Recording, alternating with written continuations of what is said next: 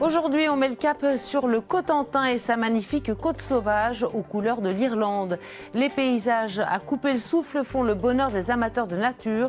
On vous emmène à l'extrémité de la péninsule, direction La Hague, pour un voyage enchanteur agrémenté par endroits d'essence tropicale. Avec ses falaises abruptes aux airs de bout du monde, ses criques secrètes ou même ses petits ports de pêche, La Hague a de quoi séduire ceux qui n'ont pas peur de se mouiller. C'est un très beau territoire où on a un petit peu tous les climats. On peut avoir tous les climats dans la même journée, même d'ailleurs. Un territoire unique, d'abord sur le plan géologique. On y compte 37 géosites qui racontent plus de 2 milliards d'années d'histoire de notre planète. Dans la Hague, on a les plus vieilles roches de France, on a les vestiges de 3 chaînes de montagnes, un littoral qui est parmi les plus sauvegardés des côtes de France et si ce n'est à l'échelle de l'Europe. Il y a beaucoup d'informations et c'est vraiment à exploiter et c'est vraiment à faire découvrir aussi au public du monde entier. Autant d'arguments qui ont conduit la ville à candidater pour obtenir le label Géoparc du patrimoine mondial de l'UNESCO. Quand on vient dans la Hague, on a ces paysages qui sont connus, emblématiques et assez exceptionnels, mais on a aussi une histoire de la Terre. Et je pense qu'on préserve mieux ce que l'on connaît. Et c'est vrai qu'elle a de quoi être préservée, cette péninsule, avec tous ces somptueux paysages. En tout cas, Jean-François Millet n'aurait pas dit le contraire. Le peintre du 19e, précurseur de l'impressionnisme, adorait ces paysages qu'il dépeignait à merveille.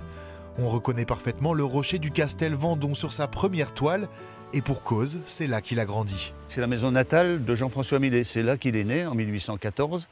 Ses parents exploitaient une petite ferme ici, des parcelles autour du hameau. Mais si Jean-François Millet n'a connu la reconnaissance qu'à titre posthume, un autre Haguais y touche lui de son vivant. Bonjour. Bonjour. Bonjour. Vous pouvez nous dire ce que c'est? Ah oui, ça c'est le Crinodendron Hookerianum qui vient du Chili. Éric Pellerin gère le jardin de Vaudeville, un jardin tropical en plein cœur de la Normandie. Il connaît les 1200 espèces exotiques abritées ici, venues tout droit du Chili, d'Afrique du Sud, d'Australie ou encore de Corée du Nord. Alors le jardin de Vaudeville, il pousse depuis 77 ans, sans potion magique, mais grâce à un microclimat qu'il y a ici dans le Cotentin.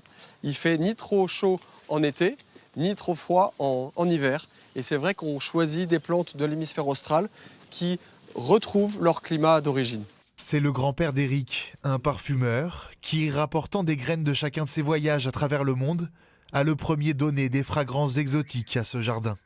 Tous ces palmiers-là que vous voyez, ils sont nés des tout premiers que mon grand-père a plantés dans les années 50. Je pense que ce qui a intéressé mon grand-père dans la création de ce jardin, c'était de recréer un cadre qui permettrait aux visiteurs de voyager, de se retrouver complètement ailleurs.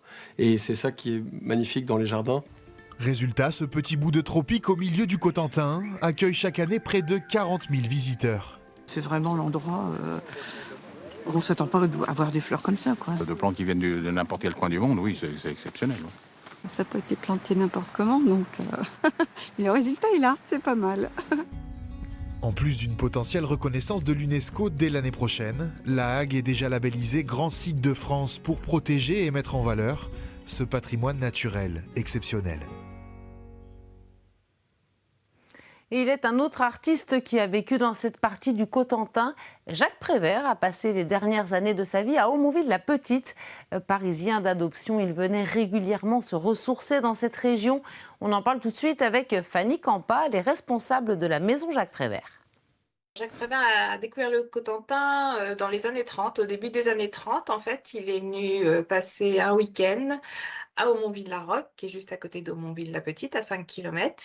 Ça lui a beaucoup plu, cette région, ça lui a rappelé beaucoup le Finistère, où il passait ses étés en fait quand il était petit. Donc il est revenu régulièrement après, surtout dans les années 50, dans les années 60, avec sa seconde épouse Janine, et puis voilà, jusqu'à s'y installer en 1970. Forcément, le village ou le voisinage savait qui il était Jacques Prévert, le poète, scénariste, artiste.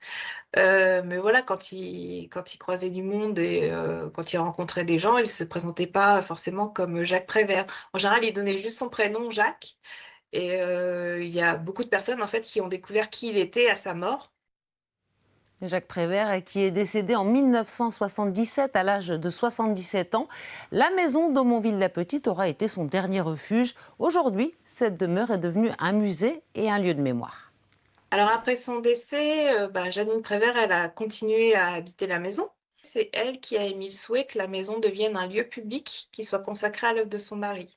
Donc aujourd'hui, on peut y voir des œuvres de Jacques Prévert. Donc au rez-de-chaussée, il y a une exposition temporaire. Donc actuellement sur les lieux de vie et de création de Jacques Prévert, avec des photos, des éditions originales, des collages. Et à l'étage, donc il y a son ancien atelier. Et dans les 2 anciennes chambres, donc dans l'une d'elles, on propose des photographies originales de Jacques Prévert, et dans l'autre, donc ce sont des éditions originales, donc des brouillons, des éditions originales de recueils de Prévert. Il y a aussi des manuscrits de poèmes. Jacques Prévert est aussi enterré en fait à Aumonville-la-Petite. Je ne sais pas si on peut parler de pèlerinage, mais voilà, il y a beaucoup de gens qui viennent voir la tombe aussi, et qui est située à 500 mètres de la maison de Prévert. Et l'un des lieux préférés de Jacques Prévert, c'était Port-Racine, le plus petit port de France est niché au creux d'une falaise verdoyante à l'abri des courants normands. Il fait partie des sites incontournables du Cotentin, de la Manche et de la Normandie. Et dans la Manche, les phares font évidemment partie du paysage, à l'image de celui de Goury. Il trône à Auderville, il est classé monument historique. C'est depuis cet endroit que l'on peut observer le rat Blanchard, l'un des courants les plus forts d'Europe. Enfin, une 60aine de kilomètres de là, l'île de Tatiou est un territoire sauvage comme on en trouve peu. À marée basse, on y accède à pied et ses fortifications, les tours Vauban, sont classées au patrimoine de l'UNESCO. On termine avec le parc naturel régional des Marais du Cotentin et du Bessin. Il s'étend sur près de 150 000 hectares et offre un spectacle unique tout l'hiver, les célèbres marais blancs. Très belle journée à vous sur France 3. À demain.